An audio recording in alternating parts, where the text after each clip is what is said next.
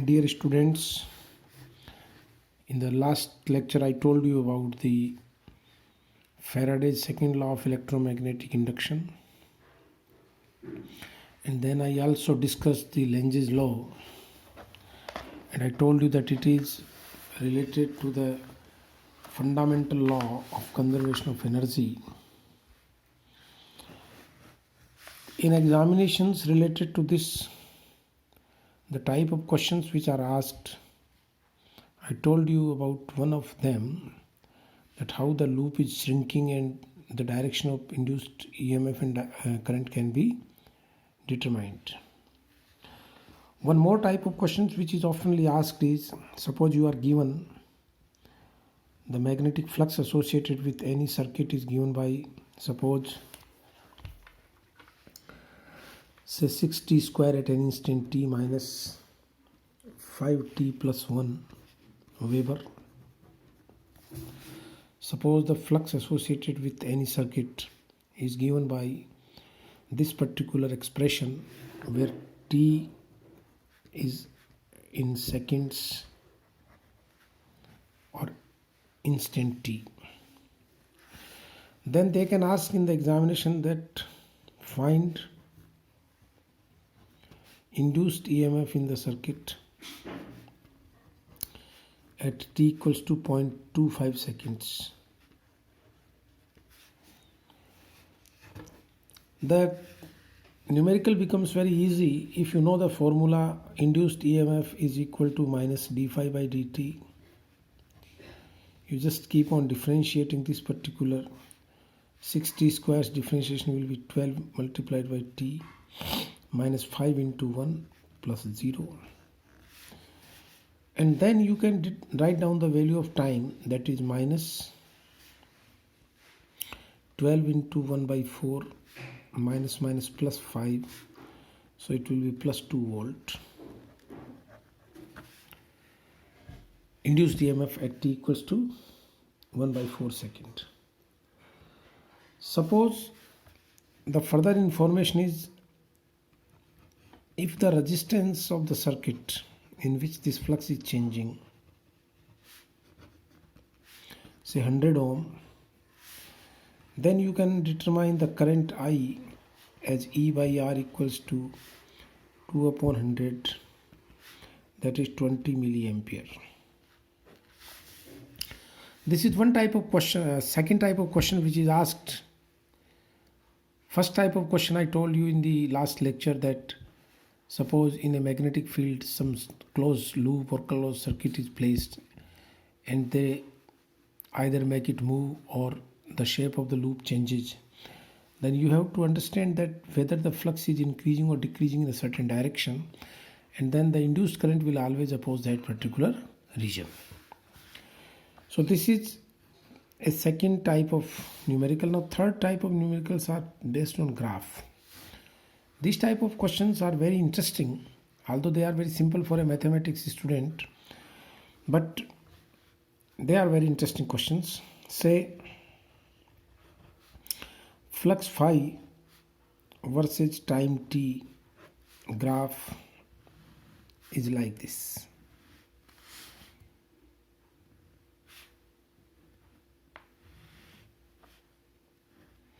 This is time t, this is flux phi, 0, 2 second, 4 second, 6 second, and this maximum flux is suppose 20 Weber. Then they ask determine the induced EMF versus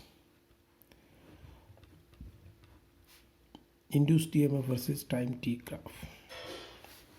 What you will do? It is just like a question where a particle is moving. Position versus time graph is given, then you know rate of change of position is called velocity. It is constant here. So from 0 to 2 second, flux is directly proportional to t. So obviously d phi by dt will be a constant quantity. What will be that constant? You can determine it will be equal to 20 minus 0 upon 2 minus 0, that is 10. But it is modulus of d phi by dt. You know E equals to minus d phi by dt in fact. So what will be the curve? The curve will be looking like this. From 0 to 2 second it will be negative 10 volt. Then as the flux becomes constant with respect to time for the next 2 seconds, obviously the EMF will be 0. And then the flux is decreasing, so the EMF will be positive. So I shall get a step function with a certain dilation with respect to time t. This is how you can understand the type of questions which can be asked in examination related to your second law of electromagnetic induction. Dear students, now I tell you another interesting point, that is the induced charge in the phenomena of electromagnetic induction. Dear students, induced charge in EMI. I would like to mention here that when we say that current is generated, then at the same time you know what is current? The rate of flow of charge. So when current flows in the circuit by the variation of magnetic flux associated with it, you must learn that a flow of charge also takes place in the circuit. Here I would like to mention the physics part, that net charge always remains 0 in the conductor, but from one point to another in the circuit charge begins to flow. So that can be simply determined using the magnetic flux. Flux means magnetic flux in this chapter. Let magnetic flux associated with a closed circuit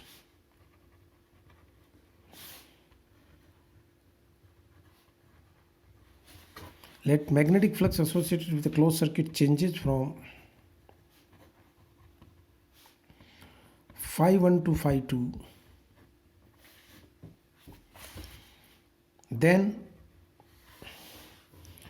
using second law of electromagnetic induction, I can write down E equals to minus d phi by dt. Dear students, there is no problem so far, I hope. Now what will be the current, induced current?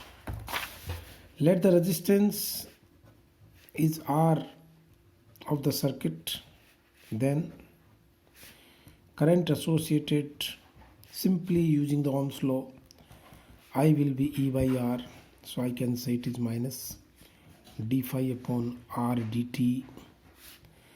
You know I dt will be equals to minus d phi upon R. I dt is dq is minus d phi upon R, so if I integrate both sides, the charge induced 0 to q, phi 1 to phi 2, q will be equal to phi 1 minus phi 2 upon R, Coulomb. This is another interesting formula which is often asked in examinations, that determine the induced charge. And remember, induced charge depends upon the resistance, as such the current changes with resistance. On the other hand, we saw that EMF does not depend upon resistance. So these are the few things which I have told you today in this particular lecture. I will continue telling you the important aspects of electromagnetic induction. Now I shall tell you